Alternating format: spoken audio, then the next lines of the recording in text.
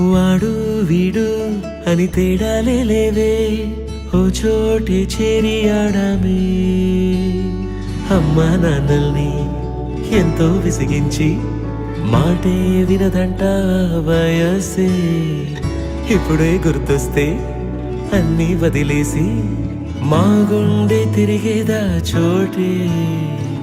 అరే రే బాల్యం రమ్మన్నారాదే, గుర్తుకొస్తే కంట చెమ్మ పెట్టిస్తుంటుందే. స్నేహాలే